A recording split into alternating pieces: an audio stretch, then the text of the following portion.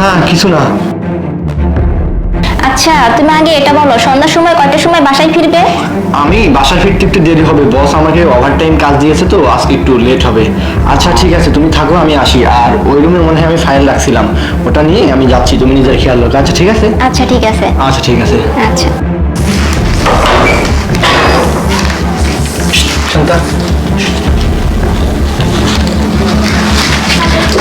কিরে শান্তা, তুই প্যাটের মধ্যে সব কি লেখছিস? আমার বউ ধান্দা করে মানে? হ স্যার, আমি সত্যি কথাই বলতেছি, আপনার বউ ধান্দা করে। আর আপনি যখন অফিসে চলে যান তখন একটা না স্যার আসে, ওই স্যারটা আইসা ম্যাডামের রুমে আসে, আইসা দরজা আটকা দেয়। আবার আমি আরেকদিন দেখছি টাকাও দিতেছে, ম্যাডামরা অনেকগুলো টাকা দিচ্ছি। কি বলে এসব? কি ওই আমার পিঠ পিছে এসব করতেছে?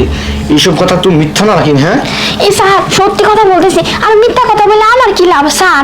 আমি অনেক দিন ধরে দেখতেছি, মনে করতেছি বলবো আপনারা, কিন্তু বলতে পারি না, তাই আজকে আপনারা বুঝছি।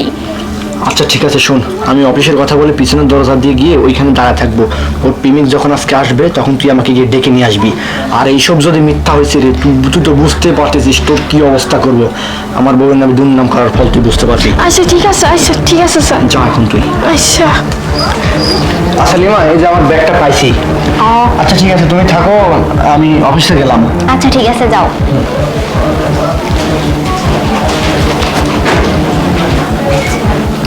যাই হোক, ও তো চলেই গেছে। হ্যালো, হ্যাঁ আশিক, তুমি তাড়াতাড়ি আমার বাসায় চলে আসতো। নয়ন তো অফিসে চলে গেছে। হ্যাঁ হ্যাঁ, আচ্ছা ঠিক আছে।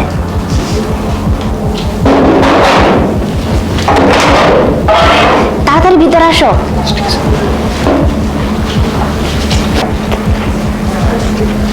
আরে বাহ, স্যার যেতে না যেতে ম্যাডাম ওর প্রেমিককে ডেকে নিয়ে আসছে। আচ্ছা স্যারকে আমি ডাইকে নিয়ে আসি, তাহলেই তো স্যার বুঝতে পারবো আমি সত্যি কথা বলছিলাম নাকি। যাই স্যারকে ডেকে নিয়ে আই।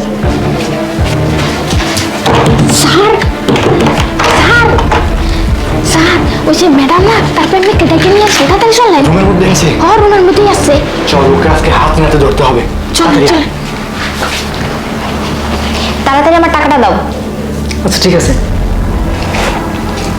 সব টাকা ঠিক আছে তো? হ্যাঁ একদম ঠিক আছে। আরে বাহ, তাহলে শান্তা যা বলছে সব ঠিকই বলছে, তাই না? তুমি আমার পিঠ পিছে ধান্দা করতেছো, তুমি আবার ওর কাছ থেকে টাকা পর্যন্ত নিচ্ছ। সি লিমা সি, আমি সব ভাবতে পারিনি যে তুমি এই সব করো। আসলে এরকম হতে থাকে কেন জানো? এখন আমার সময় খারাপ চলতেছে, আমার সংসারে অভাব, সেই জন্য তুমি এখন আমারই সরলতার সুযোগ নিয়ে আমারই পিঠ পিছে এইসব করে বেড়াচ্ছ। নয়ন, তুমি যা ভাবতেছো তা কিন্তু না। সত্যি কথা বলতে আমি কি ভাবতেছি কি না তুমি কি বলবা? আমার আর কিছু, তোমার আর কিছু বলার আছে না কিছু দেখার আছে? এই সব কিছু দেখার পর তুমি আর কি বলবা বলো? প্লিজ তুমি আমার কথাটা শোনো। সত্যি কথা বলতে, তুমি অফিসে যাওয়ার পরে বাচ্চাদের জন্য আমি খাবার তৈরি করি, তারপর ওনার কাছে দেই, তারপর উনি বাচ্চাদের নিয়ে খাবার দেয়, আর তারপর এই যে টাকাগুলো আমাকে এনে দিছে। সত্যি কথা বলতে নয়ন, আমি কোনো খারাপ কাজ করি না। আর তুমি তো জানো একটা সংসারে চলতে গেলে কত টাকা পয়সার দরকার, আর তুমি যা টাকা ইনকাম করো সেগুলো তো হয় না। তো এর জন্যই আমি ভাবছি যে বাচ্চাদের জন্য খাবার তৈরি করে বিক্রি করি, এতে আমাদের দুজনের জন্যই অনেকটা ভালো হবে। ম্যাডাম আপনি আমার ক্ষমা করে দেবেন, আসলে আমিও স্যারকে অনেক কথা বলছি, আসলে আমি মনে করছিলাম আপনি খারাপ কাজ করেন, আমি বুঝতে পারিনি ম্যাডাম যে আপনি এত সৎ। আমার ক্ষমা করে দিন ম্যাডাম, স্যার আমার ক্ষমা করে দিয়ে। না না, আসলে শান্তার কোনো দোষ নাই। শান্তা যা বলছে ও ওর মালিককে মানে সত্যি কথা বলছে, ও নিজের কাজটা করছে। শান্তার তোর কোনো দোষ নাই, যা তুই গিয়ে নিজের কাজ কর। ভুলটা আসলে আমারই, আমি না জেনে না বুঝে অনেক ভুল করে ফেলছি। প্লিজ তুমি আমাকে মাফ করে দিও।